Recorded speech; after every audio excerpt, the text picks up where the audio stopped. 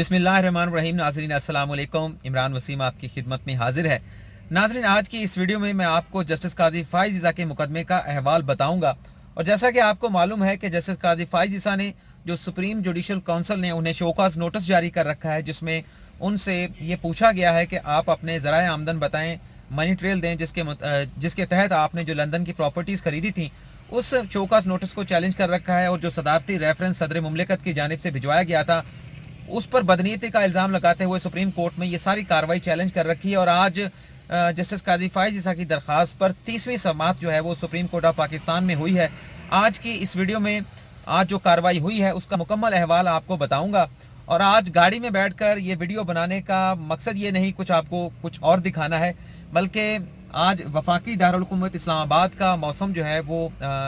अच्छा नहीं है। बारिश हो रही है। गुज़िश्ता रात से तकरीबन रात 2 बजे ये बारिश का सिलसिला जो है वो शुरू हुआ था। ताहाल ये सिलसिला जारी है और जो पेशगोई की गई है महकमा मौसमियात की जानिब से कि बारिश का ये सिलसिला कल बुध के रोज़ शाम 8 बजे तक जो है वो जारी रहेगा।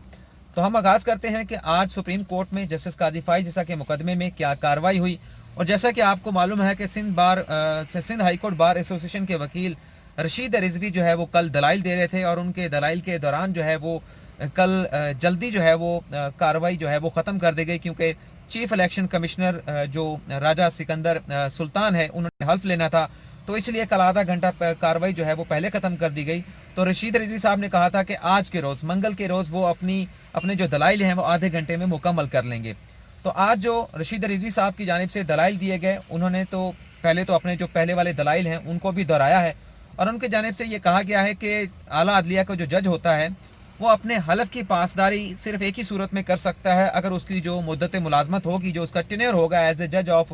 सुपीरियर कोर्ट, उसको प्रोटेक्ट किया जाएगा। जब उसको तहफ़्फ़ुज़ हासिल होगा तो इसी सूरत में ही आला अदलिया का जो जज होता है वो अपने हलफ की पासदारी कर पाएगा। अगर ये प्रोटेक्शन हासिल नहीं होगी तो बसूरत दीगर जज जो है वो उसके लिए अपने हलफ की पासदारी करना जो है वो मुश्किल हो जाएगा। और उन्होंने जो सिस्टम है पाकिस्तान में जो जजेस को हटाने के हवाले से आर्टिकल 209 उस पर भी तनकीद की। और उनकी जानिब से कहा गया रशीद रिजवी की जानिब से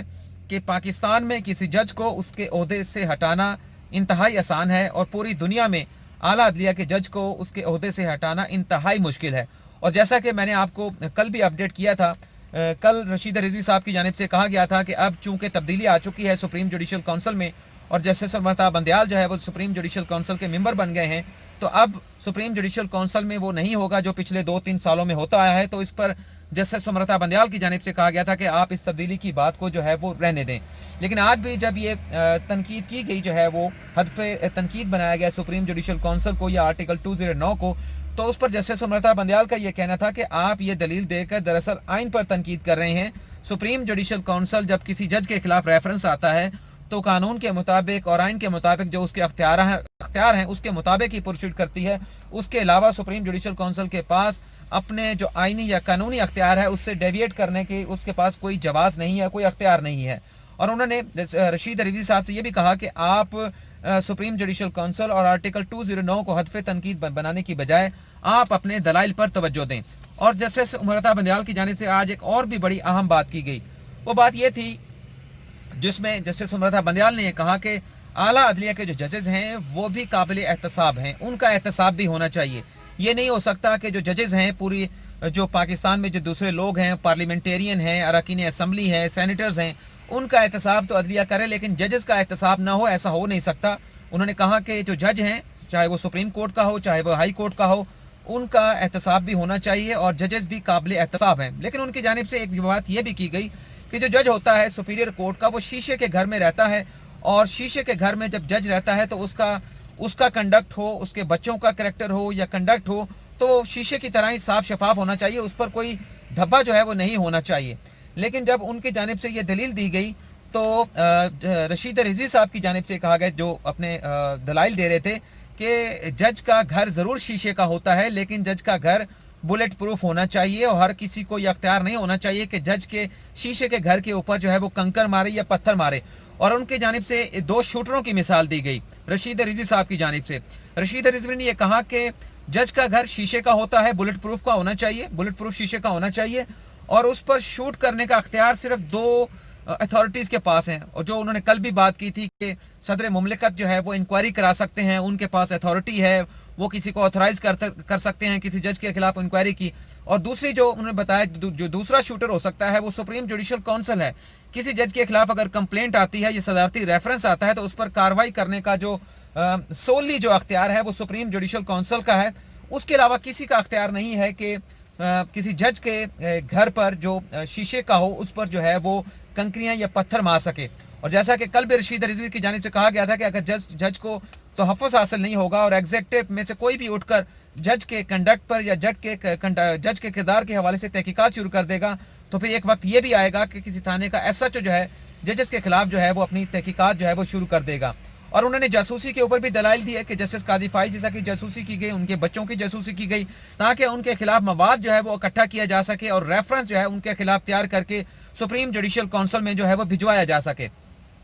तो इस पर जस्टिस सुमरता बंदयाल की जानिब से कहा गया कि देखें, आप जो जासूसी की बात कर रहे हैं, हमें किसी न किसी जगह पर इस मामले पर कि जजेस का एहतसाब हो, उसका तरीकाकार क्या हो, हमें इसकी कोई लाइन जो है वो ड्रॉ करनी होगी, कोई सुर्ख लाइन हमें खींचनी होगी। और जहां तक जस्टिस सुमरता बंदयाल ने यह कहा कि जासूसी का ताल्लुक है, तो जासूसी के तो बहुत सारे इंस्ट्रूमेंट जो है वो आ चुके हैं। हम जो मोबाइल फ़ोन इस्तेमाल करते हैं, जो हम एंड्रॉयड फ़ोन या आईफोन इस्तेमाल करते हैं, तो ये मोबाइल फ़ोन भी बजाते खुद एक जासूस है जिसके ज़रिए हमारी तमाम बातें जो है वो रिकॉर्ड होती रहती हैं। और उनकी जानिब से ये भी कहा गया है जस्टिस सुमरता बंदयाल की जानिब से कि अब टेक्नोलॉजी का दौर है और टेक्नोलॉजी इतनी तरक्की कर चुकी है कि अब हर चीज़ जो है वो बदल चुकी है। तो आज रशीद रिजवी साहब ने अपने दलाइल जो है इन नोट के ऊपर इसका इख्तिताम किया, और उसके बाद जो दलाइल दिए गए हैं वो दलाइल दिए गए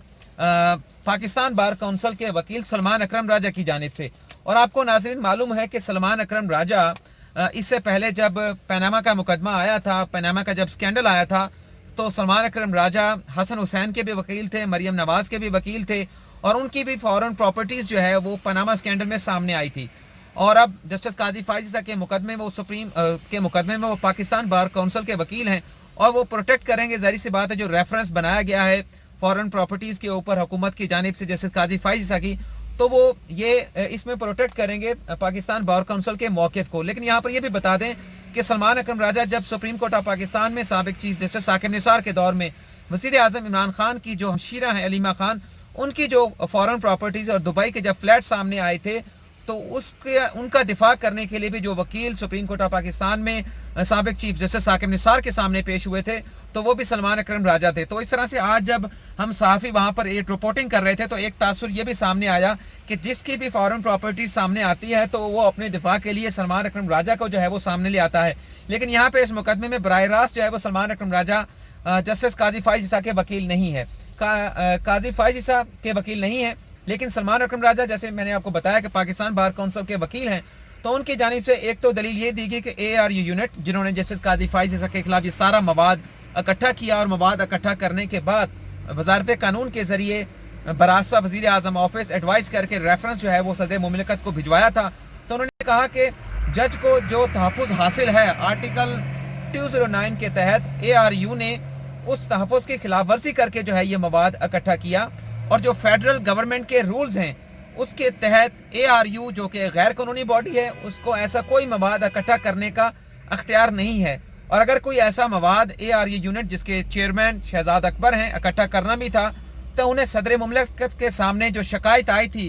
अब्दुल वहीद डोगर की, तो उन्हें वो सदर मुमलिकत के सामने वो शिकायत रखनी चाहिए थी, और वो कंप्लेन सदर मुमलिकत के सामने रखने के बाद सदर मुमलिकत से ही इजाज़त लेकर इस मामले को आगे जो है वो बढ़ाना चाहिए था।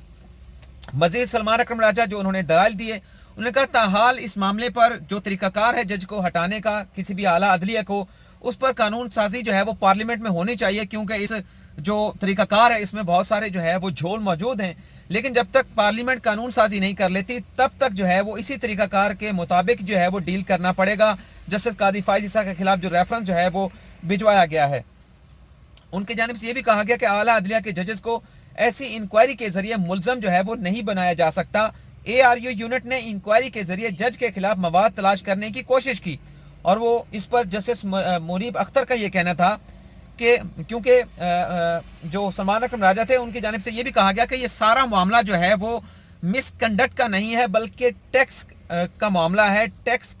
में कोई बेज़ाब्तगी का मामला हो सकता है, जिस पर जस्टिस मुनीब अख्तर ने यह कहा कि किसी जज का जो कंडक्ट है उसका टैक्स अथॉरिटी से कोई ताल्लुक नहीं होता, मिस कंडक्ट अदर चीज़ है और टैक्स अथॉरिटीज़ में जो गोशवारे जमा कराए जाते हैं वो एक अलग से चीज़ है। और इस पर जस्टिस अमृता बंदयाल ने भी कहा कि जो साबिक चीफ जस्टिस इफ्तिखार मोहम्मद चौधरी का जो केस है उसमें जो गाइडलाइन तय की गई हैं वो गाइडलाइन जो है वो लाजम नहीं है कि एग्जेक्टिव उन गाइडलाइन को जो है वो हर सूरत में जो है वो फॉलो करे। इसके अलावा सलमान अकरम राजा की जानिब से ये भी कहा गया कि एक जज को अपने दिफा के लिए वो तमाम जो है वो रेमेडीज, लीगल रेमेडीज मिलनी चाहिए जो आम शहरियों को मिलती हैं, जिस पर जस्टिस अमृता बंदयाल ने मतलब जो रिमार्क्स दिया और इस रिमार्क्स के बाद आज की अदालती कार्रवाई जो है वो ख़त्म कर दी गई।